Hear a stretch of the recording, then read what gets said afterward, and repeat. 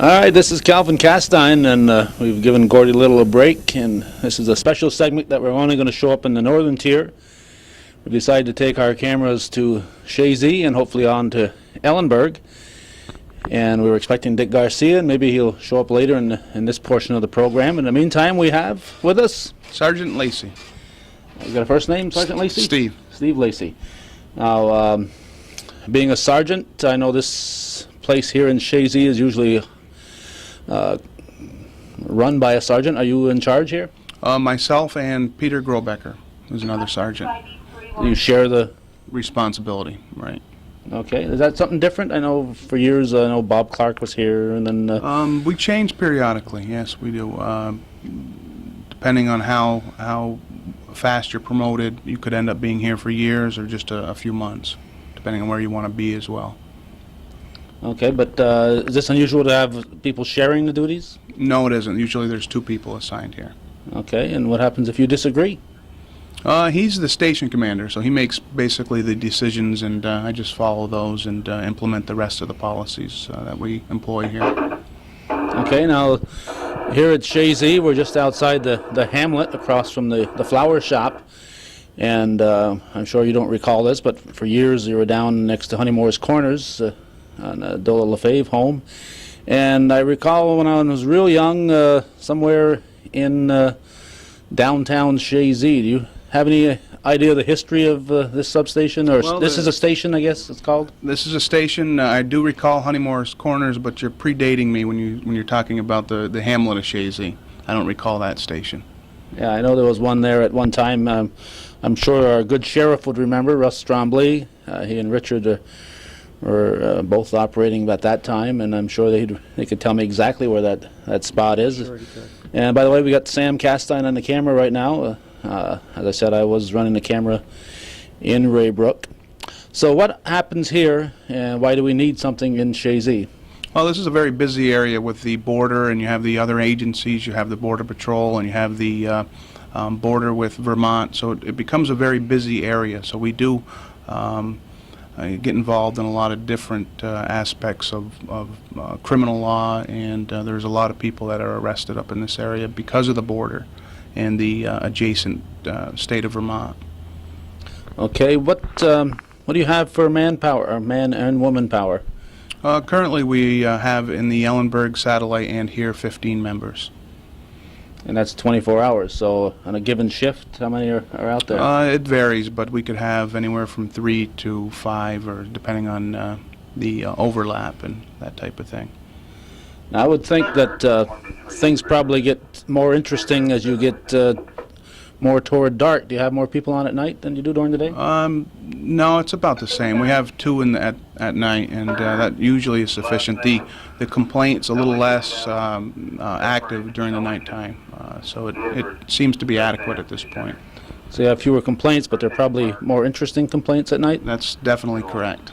So I would say probably a night shift goes by quicker if you're on duty? I would say that'd be a safe assumption, yes. Okay.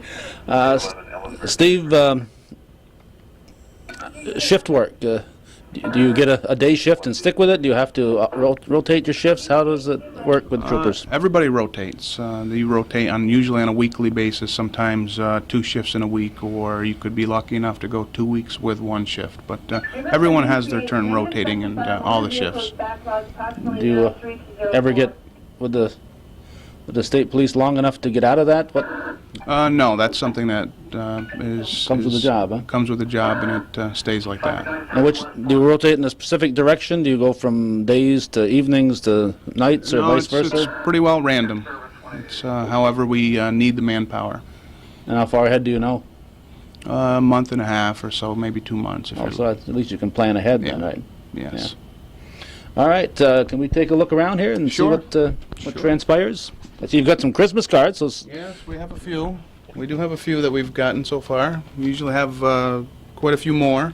It's getting a little late this year. well, it's still, I think today's the 10th, so True. we still got time. This is my office here with the other sergeant, and this is where we take part in most of the administrative functions and duties and paperwork and that type of thing that goes on here. Now, one of the places in your area is the Northway. Now, I've been told that the guys on the Northway, like Chuck Porter, work out of Plattsburgh or not out of here. What's the story on them? Actually, Trooper Porter and there's one other trooper assigned out of this station that specifically work on the interstate, and they cover generally this half of it up here. But they're still considered out of this office? Right. Okay. All right. Now, you're a sergeant. Are you still... Don't hide behind the door on me here. A bashful sergeant, we should say. Are you still considered what would we call a trooper? What I hear when I was up there in Raybrook, I hear everybody refer to each other as Trooper so-and-so and Trooper so-and-so. Or do they refer to you as sergeant? They refer to me as sergeant, but generally I do fulfill a different aspect of the job, whereas all the administrative functions I take care of, and I supervise the troopers that do the patrol work. If need be, I do on occasion do patrol work. It's not very often, but the administrative functions keep me pretty busy here. Okay, now, one thing that's kind of stuck out in my mind up there was the fact that they were calling each other Trooper Lacey instead of Steve. They would say Trooper Lacey or Sergeant Lacey or whatever. Are you kind of encouraged to do it that way so that you sound more professional? Or? Well, it's a paramilitary organization, so we do stress the chain of command and that type of dialogue between members. Yes. So even if you have the same rank, you would refer to each other as Trooper Castine or whatever? Generally, you can also refer to someone by their name. It's not a completely impersonal dialogue, but generally speaking, it's your rank. Okay. And how do the ranks work? You start off as a trooper. Are there corporals, or you say it's kind of along the military lines? Yes, there used to be at one point corporals. There no longer is. So you go from trooper to sergeant, lieutenant, captain, major, and then it goes up from there. How high can it go up? You go up to the superintendent, who is the top boss. Does it usually come up through the ranks, rank and file, like that? A lot of times they do. Yes. Sometimes not, but most of the time that is how they start out as a road trooper and they go up through. Now I know in the military you can go to West Point or something like that and come in as an officer. Is there such a thing in the New York State Police? Or no, there isn't. Everybody should start as a trooper then. Generally, yes. And we're talking with Rose Recor up in Raybrook, and she said it'll be a while before the next class. There isn't always job openings in the state police, apparently, or if there is, there's a list that they've already got ahead. Right, they're generally working off a present list, and then they move into the next one, and that takes some time. Okay, and how does one get assigned to a place like Chazy? If there's somebody working in Keysville and he'd like to be up in this area, does he put in bid for it? Or? Yes, you put your name on a list, and then depending on manpower reasonings, you would end up here if you wanted to come up. It may take a while to do that, but that's a bid process. Yes. Okay, we're going to take a break right now and come right back. All right, we are back with Sergeant Steve Lacey, and to all the sports fans here, we were talking off camera, and you have an uncle, Tom, who is well known in the sports arena. Yes, I do. Tom Lacey referees a lot and also been a fine athlete. I believe his PHS he graduated from. You an athlete at all? I played some sports in my days. Yeah, I'm a little old now, but... I see a little gray in the temples there. There's a few, yeah. Don't have to be old to have gray in the temples, though. No, that's true, too. A little early for me. Well, you probably dye it because you want to, in a job like yours, you want to... That's true. Look mature, is that the idea? Yes. That's what I do. I've been pulling hair out so I can I can look more mature. What happens when a call comes in? Now, most of your call, I know you've got a number here. Is it 5200, 298, 5200? Does that sound right? Yes, it does. Not that I've ever called it, but I just happen to remember the number. Do most of your calls come into that number or through 911? Or? Most of the calls are dispatched through Plattsburgh. They dispatch all our complaints for us. Generally, because it's not a 24-hour man station, if people do call here, there's a possibility that they won't get an answer. That's why we suggest they call the Plattsburgh number. Now, what are the your area of coverage? It must overlap. Actually, we cover Chazy, Champlain, Rouse's Point, Morris Forks, Ellenburg, the town of Clinton, and it doesn't so much overlap. The posts are based basically on townships.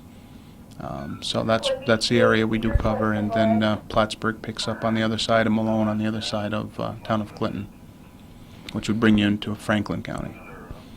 So if something happens in West Chazy area, it could be you guys, or it could be Plattsburgh, is it, depending on where it is? That's correct, yes. And of course, a call comes in, and maybe the dispatcher doesn't always know who should be called. Do they call whoever's nearest, or what? The dispatcher may not know, but the troopers certainly know where their post is. So the dispatchers as well are pretty proficient at knowing where the posts lie, and they dish them out accordingly. Well, let's say dispatcher knows that there's a car somewhere in the Beekmantown area, and the guys from up this way area just happen to both be way west of here. Would they call Plattsburgh to respond to that emergency, knowing they were closer, or does that type of thing happen? Depending on what type of an emergency, that's a possibility that could happen, yes. If it's a serious emergency, then you're going to want the quickest response, and that would be anybody that's in the area, including other agencies even. Now, you do have, bringing up other agencies, you do have a real good working relationship with the Border Patrol, all the customs agents, sheriffs, and the local police. And yes, we do. All the agencies we interact very well with up here. And what happens when? Now, did you transfer in here as a sergeant, or were you here as a trooper, or what? Both. I was here as a trooper, and I did transfer back here as a sergeant after I left for Long Island for a short period of time. Okay. I think I'd prefer up here to Long Island. Definitely. That's why it was a short period of time? If it was my choice, it'd been a little shorter, but yes, you have to wait until there's an opening, and then there was. Well, I may imagine that some of your transfers are based on your desire to move up the ranks. So if you want to move up the ranks, you may have to take an undesirable spot occasionally? That's correct. Okay. Now, okay, so let's say you hadn't been here before and you come in here as a sergeant. How do you introduce yourself to the Border Patrol guys and everybody and let them... Well, you do end up interacting with them just based on your complaints and just being on the road. But you also can stop in their headquarters and that type of thing to interact with them. And you see them all over. They do stop in here as well. So there is intermingling outside of being actually out in a case. You do try to... Yes, we do. Yeah. Okay. We're in, what room are we in right here? This is the patrol room. This is where the troopers take care of all the arrest functions, paperwork functions, and processing of defendants. So some of our viewers may have seen this room before. That's a possibility. I hope not too many of them, but it's possible. That's possible. And do you have any ideas, Steve, how many arrests you might make in a month's time? Or? I would say dozens of arrests within a month would be inaccurate. It could be much more or a little less, but it's a very active station. It'd be probably accurate to say that you never know what the day is going to hold for you when you show up for work. Absolutely. Now, is there much time for just routine patrolling, or is it pretty much going from one emergency to another? That varies as well. Occasionally there's time that they can just do routine patrol, but a lot of times they're busy where they do go from complaint, maybe have a little bit of downtime to another complaint. So it keeps them running. But they are encouraged to be on some kind of patrol system if they're not out on a call? Yes, as you can see here today, there's no one here. They're out on the road and they're patrolling, and that's what they do. And that's what we encourage, that they stay out on the road, and we have the visibility of them out there, and they're also doing a patrol function as well. Now, how many cars would you have out right now at this time? We have 4 cars out at the That includes current Ellenberg, right? time. That doesn't include Ellenberg. Doesn't That would be include Ellenberg. 5, including Ellenberg, correct. Okay. Now, they each have an assigned area. Is that how it works? Yes. Yes, they each, we break down the posts. There's 3 posts in this area, and we break them down, and they do overlap on their own posts because of the amount of members that we have. So there are some overlap of posts. Some of the busier posts, we put 2 troopers on, or 3. Okay. What define a post for me? What would Oh, that's just a geographic breakdown of our patrol area, which would include Champlain would be a area. You would have Chazy, and then you get out into the western area of our patrol area. So those 3 posts would be, and they're designated generally by town as well. Okay. Anything else in here that we should know about? I think that's it.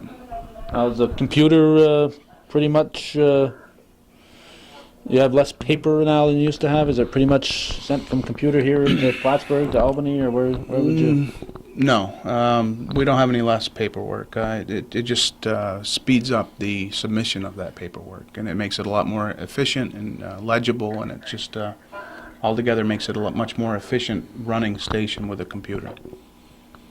So you're just doing it differently, but not cutting down on the paperwork. So Right. it's not sent by email to Plattsburgh or wherever it Not gets at sent this to. not at this point. No. And where does it get sent to? If it's you get something that comes in here, does it automatically get sent to Plattsburgh? Or? Well, it goes through my office, and then I examine it, and then I'll send it to Plattsburgh, and then they send it through from there to Troop. Okay. Now, what's the difference between here and Plattsburgh? Now, you said this was a station, Plattsburgh was a station, but Plattsburgh apparently has higher ranking as far as this being a station. Plattsburgh is a zone station. It has several stations under its command, and Chazy, Allenberg, Malone, Keysville, Dannemora, and the Plattsburgh station itself are all under the direction of the zone, which happens to be in Plattsburgh. And how high-ranking an officer would be running that zone? The captain currently runs that zone in Plattsburgh. So is it always the captain, or can it be somebody higher or lower? Or? It could be designated lower. Generally, it's the captain. Years ago, it used to be the lieutenant, and now it's changed to the captain. Alrighty, we're going to move to another room. We have just a little bit more to show you here in Chazy, so don't go away. All right, we have moved into a 2-car garage. Now you have, you said what, 4 or 5 cars out of here? How many cars here? We have 7 cars. How do you get 7 cars in a 2-car garage? Well, we utilize this room basically to keep the vehicles clean and to perform inspections, that type of thing on them. Now, if you came into work today and you came in next week and so on, would you have the same car, or do you alternate cars? How does that work? You are assigned a vehicle. Occasionally, if someone else is assigned to that vehicle and they're working as well, then you take the next one that would be available to you. So there's a possibility you can end up with a different vehicle day to day. But that vehicle is out different shifts, right? So different, Right. you have 15 people, so people are sharing that. Exactly. Right. There's 3 people generally assigned to each vehicle. 2 or 3. Now, do they, at the end of their shift, turn it over to the next guy all cleaned up, or how's that work? That's the idea. Yes. Sometimes that doesn't happen depending on how busy they were, but generally speaking, you want it to be in the same shape that when it was left in, and gassed up, fully fueled up. So that generally is the case. Now, do you have your own fuel here? We used to. We don't any longer. We currently refuel at exit 42 at the Mobile or exit 40 at Stuckey's. Okay, what happens if you're up in Ellenberg and you're getting low on gas?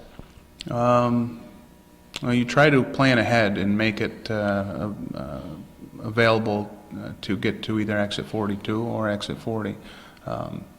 If you happen to run out, then we have provisions where we can run gas or fuel out to someone. So you can't just pull into any old service station and fill up? No. But you could if you wanted to pay for it, probably? I would imagine you could if you wanted to pay for it, yes. If you've never found out. I've usually planned far enough ahead where I can make it back. Okay. Now, do you check your lights and brakes and everything else, make sure everything is working before you go out every night? That's every correct. day? Yes, we do. That's part of their daily responsibilities as far as before they get into the vehicle. There's a checklist of things they should be checking for their own safety as well as everyone else. Well, it'd be kind of embarrassing. You pull somebody over for having a tail light out and he tells you you've got a headlight out. Exactly. So you don't want that to happen, right? No. And of course, headlights go out in the middle of a shift. So if something goes wrong with their car, would they be encouraged to come back here and get it repaired first, or what? Yes, they would. Yes, they would. And they generally do. The guys are good, and they do come back. And we keep a supply of automotive supplies here at the station, so they can do just that. But I imagine just the routine stuff. If something major happens, they go to Ray Brook. Is that where's the major? If it's major, it would go to Ray Brook. If it's a routine type of repair, there's local dealerships that take care of them, whether it be Riley's for Fords or Parker Chevrolet or Dave's Automotive for the Chevys or Fords. So what do you have Chevys and Fords here? Yes, we do. How long would you keep a car in operation? A car generally lasts a couple of years, 2 years, a year and a half, 2 years. So the Chevys are being phased out right now. Isn't the new ones Fords? Is that what's happening? Yes, they are. They no longer make the Chevys. Okay, and the cars you get outside of your bells and whistles, are they pretty much a standard vehicle that you could get? Are they made specially? I believe the special? vehicles we've been recently getting are specially made for police agencies. So they have a little bit maybe better shocks and turning and that type of stuff. Heavier duty. That's correct. All right. I know the BCI operates out of here too, right? Yes, they do. And how many? Yeah, is that the secret? How many people are? No, it isn't. There's 2 BCI members that work out of here, and we work closely with the uniform and the BCI work closely together to solve a great range of crimes in the area. So we work together well, and if need be, there are other BCI personnel that could be utilized out of the Plattsburgh station as well. Just in case there might be somebody out there that doesn't know BCI, the Bureau of Criminal Investigation, is what BCI stands for. What determines if it's going to be a BCI case or just a regular thing that a trooper would handle? Well, there's a class designation of the cases, and depending on what type of crime it is, it would either be a uniform case or a BCI case. Okay, uniform meaning? Uniform meaning the patrol troopers, BCI meaning the plainclothes officers. Now, do those 2 guys that work out of here ever get help out of Plattsburgh area? 2 just seems like you could be overwhelmed at times. Definitely they are overwhelmed, but generally they manage to take care of most of the complaints that occur out here, and if need be, then Plattsburgh also could send additional manpower to help them. Now, if there's just 2, is one the chief and one the brave, or how does that work? No, they're equal in rank. Do they work together usually, or do they off in their own separate ways? Do you know? Both. They could work together on some cases, but generally they have their own caseload that they work with. Okay, and I would imagine that although they work out of here, they answer directly to Plattsburgh, that the sergeant in charge here wouldn't be giving them orders or anything? We do work together closely, but generally their instructions and their supervisors do work out of the Plattsburgh station. All right. We've been talking with Sergeant Steve Lacey. Anything else that you feel it would be important for the people out there watching to know about what happens here in Chazy? Well, again, I just want to stress on how important we are to the community in this area because of the wide range of geographic area that we have, and we're here basically to help. We will do anything that if someone calls up and they need assistance, we'll try to get that to them, and we try to stress that, and we just try to get that message out to people as well. I've had, through a couple of misfortunes, the pleasure of dealing with a few troopers in the last couple of years. 3 years ago it was. I had an accident. I pulled out, looked both ways, and nobody was coming. Then all of a sudden, it came out of nowhere. Phantom car. Phantom car. He was only going 40 miles an hour probably, and I still didn't see him. But and the officer was extremely polite. And, and then a year ago, my son wrecked up, and Trooper Diana Colgan was there, and I think probably the image of the state police is probably a kinder, gentler image than maybe it was 30 or 40 years ago. That sound? That may be an accurate statement. I have no direct knowledge on how things were done 30 or 40 years ago, but we understand that people on a daily basis have problems in car accidents, and we're not there to penalize anyone. We're there to assist them with their problems and hopefully get them through them with the least amount of stress to them. So that's the function we try to instill, and as far as we're concerned, the public is generally our customers, and we try to promote some sort of satisfaction to them. And you can't always do that, though. Occasionally we can't make everyone happy, but we try to. Yeah, and I didn't mean that 30 or 40 years ago to be a derogatory statement. I just think that the image back then probably was, through probably the parents as much as anybody, look out, here comes a cop, type of thing, where now I think you've tried to get away from that the cop is can I say cop? Is that going to offend you? No, that's not a problem at all. Okay, the cop is your friend and not the enemy, and that's correct. And I think maybe when I was growing up, not that my parents thought cops were enemies, because Russell and Richard Trombley were close friends and so on. But just I think people are starting to get the image that maybe the policeman isn't the bad guy, and right. That's what we're trying to instill. That's always something that I think we've tried to do even in the past, but more so in more recent years. All right. Anything else that we haven't covered that we should? No, I think we covered everything. Everything? Yeah. Everything. I did good then. Sam, I'll ask a question here now. Sam's the future highway superintendent in the town of Champlain. Mm-hmm. He'll start January 1st. You guys going to call him up when the roads are bad and say, hey, you got to get your plows out there? Do you guys do anything like that along those lines? Yes, we do. Yes, we do. He can be sure he'll hear from us. And generally speaking, the road crews, at least in the area that I'm familiar with, are out there usually before you call them. They know what the roads are going to be like generally before we do. So we have the good fortune, or I guess you would say good fortune, of being out in the roads in the middle of the night, possibly when the bad weather arises. So if we give them a call, they're generally right there to assist us with the roadways and take care of them, and they do an excellent job. And and highway assistance is a big part of your job too. Yes, it is. It's writing tickets, it's helping the motorist out. It's very important, right? So the cleaner we can keep the roads, the better everyone can travel around on them.